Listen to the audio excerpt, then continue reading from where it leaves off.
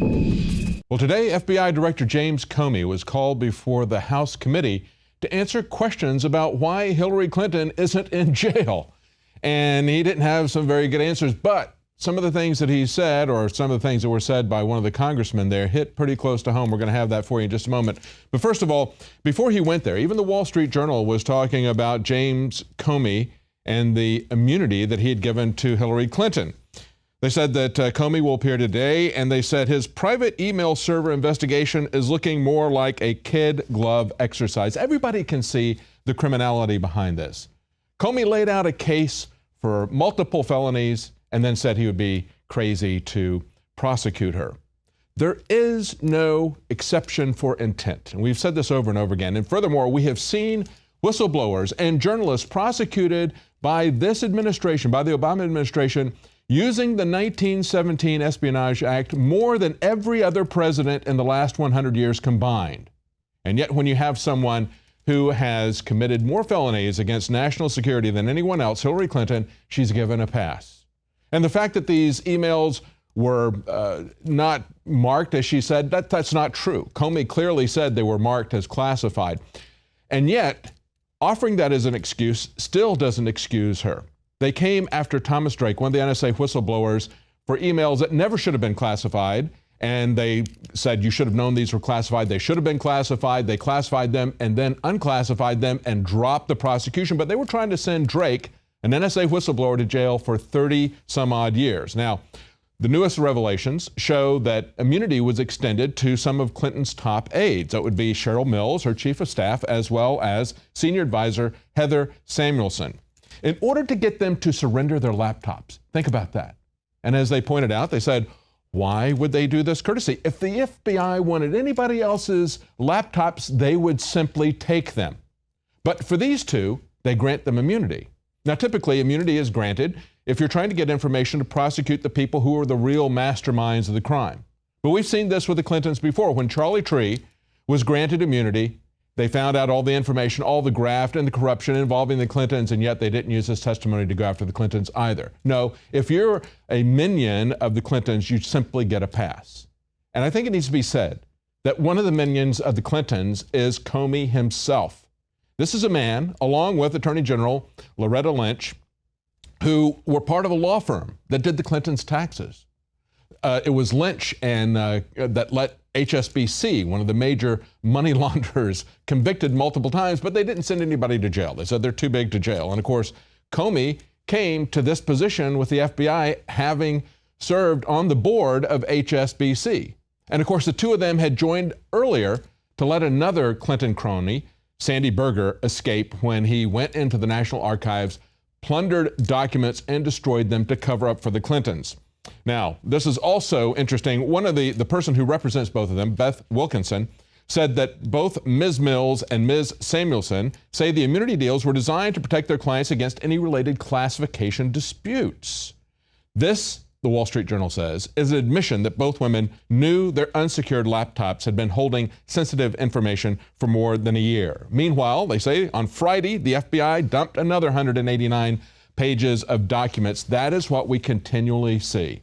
And as he was called today to answer for why he is not trying to put Hillary Clinton in prison, he said one of the things they questioned him on were the latest revelations of the cover-up, as we had someone who was working for Hillary Clinton as an IT personnel saying that he needed some help, asking people on Reddit for help to destroy some documents for a VIP. And again, Comey says, nothing to see here, move on, and then goes on to say, don't call us weasels. You may think that we're wrong, but we're not weasels. No, actually, I think they are weasels. They're far worse than weasels. They are co-conspirators with Hillary Clinton in the largest violation of national security that we have ever seen.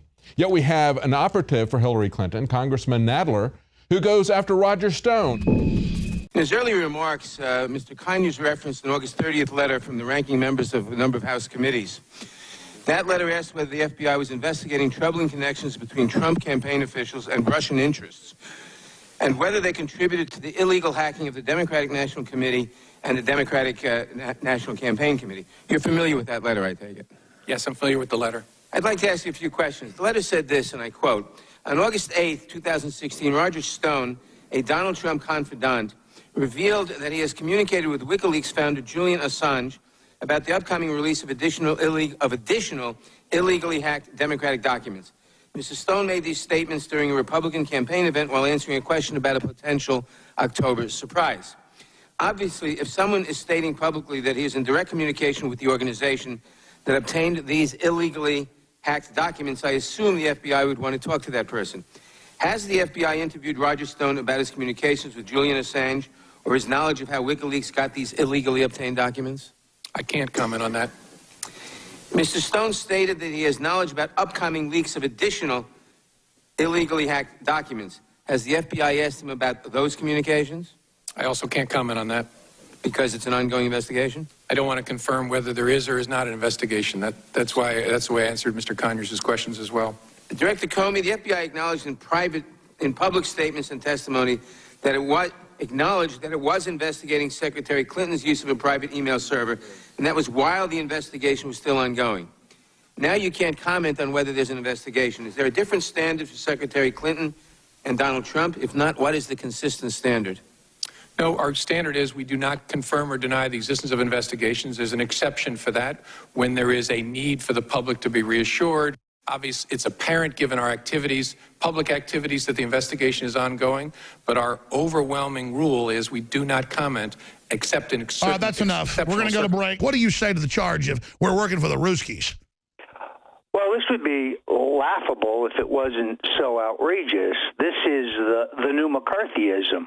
I mean, Congressman Jerry Nadler is a pathetic hack and a shill for Hillary Clinton, willing to overlook all of her illegal activities to try to launch a witch hunt to non-existent activities. I have no connections to the Russians.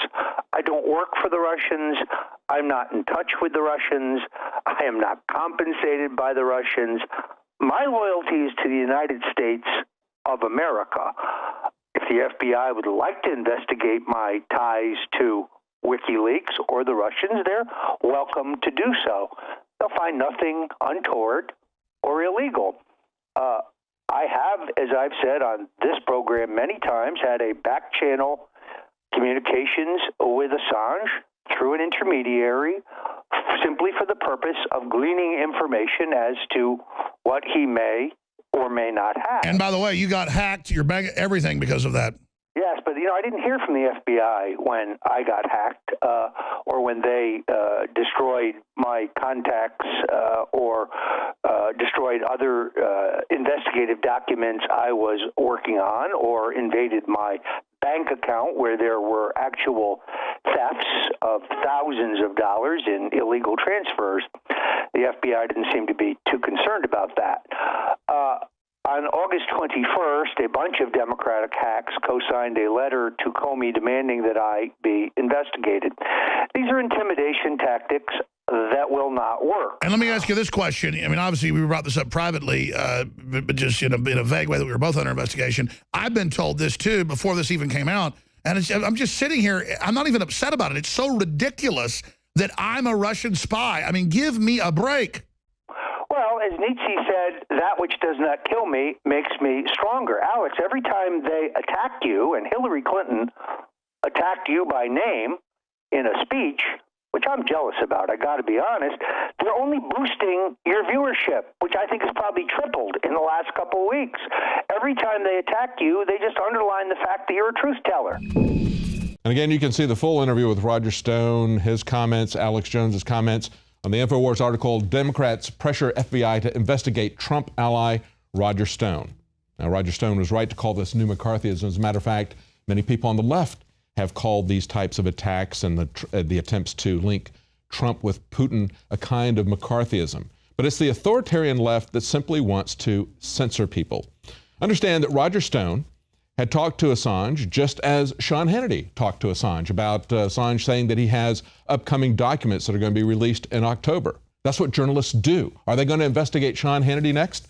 And when we look at the associations that they try to put out there, understand that they say that Trump is a Putin surrogate simply because Putin said some diplomatic things about Donald Trump. They also say that Trump loves the KKK because David Duke said he liked Donald Trump. Remember that Donald Trump said he didn't want to get involved with the Reform Party when they had people from the Ku Klux Klan like David Duke joining them. There was speculation that Donald Trump was going to run at one time as a Reform Party candidate. He says, no, there's Ku Klux Klan people in there. So that's clearly a smear tactic. But if you want to take that tactic, then let's take a look at Hillary Clinton and the people who like Hillary Clinton. Remember the mall shooting in Washington? We had Arkan Setin said, and the Cascade Mall suspect said he supported Hillary Clinton and ISIS. He said, I voted for her. He said, we win, I vote for Hillary Clinton. He also suggested that Hillary Clinton should be on the new $10 bill in some of his posts. He also included Hitler's wife in the list. Okay, I guess that's because radical Muslims are also anti-Semitic. And then he puts up pictures of Abu Bakr al-Baghdadi, hashtag Al-Qaeda, and says, my main dude. This is a guy who loves Hillary Clinton. Is Hillary going to disavow this ISIS terrorist who says that he loves ISIS, who murdered people?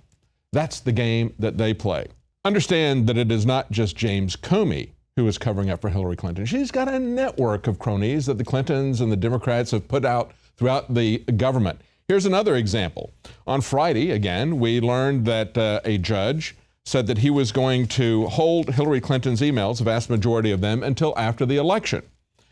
Judge James Boasberg on Friday ordered the State Department to finish processing 1,050 pages of material for release by November 4th, just days before the election. That'll probably be a Friday. I'd have to take a look at it, but it's probably a Friday. Again, they always dump these out on a Friday. And that's just a fraction of 10,000 pages of material. Who is this guy? This is a guy that was appointed by Barack Obama. This is a guy who ruled in 2012 that the public had no right to view government photos of a supposedly dead Osama bin Laden, shutting down a FOIA request by Judicial Watch. And this is a guy who is one of the FISA judges presiding over the security state. And yet he is covering for the largest felony violations of the security state we have ever seen.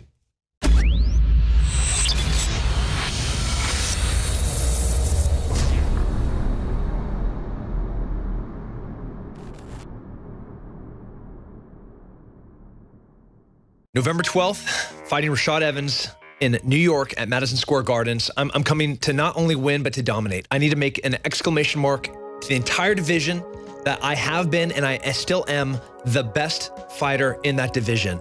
I have 2 months to get ready for the fight. I'm gonna go to Albuquerque, New Mexico, to Jackson Winklejohn MMA. We're actually gonna bring some cameras from InfoWars to film some of my fight camp.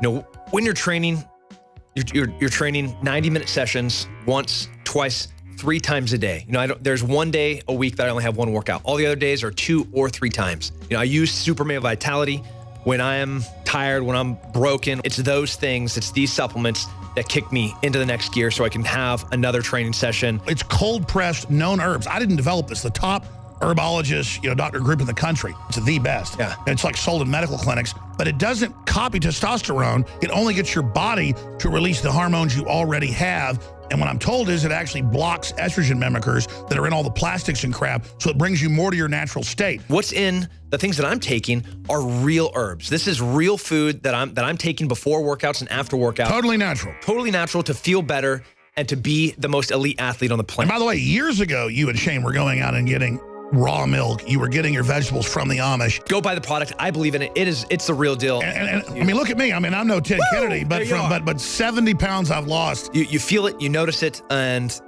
I'm still getting faster. I'm still getting stronger. You know, I'm still becoming harder to kill every day.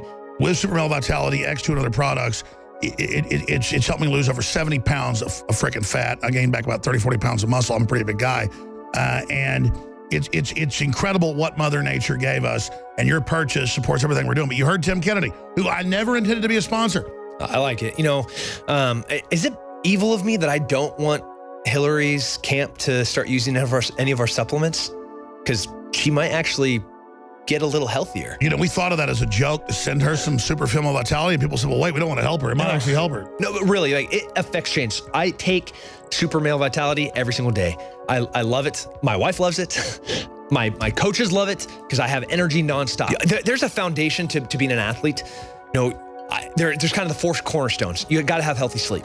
You have to have that workload, that hard work in the gym or every day and your job, whatever that is, hard workload.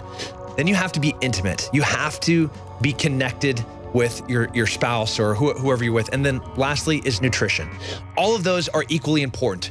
And they all play parts in how you are healthy as a man.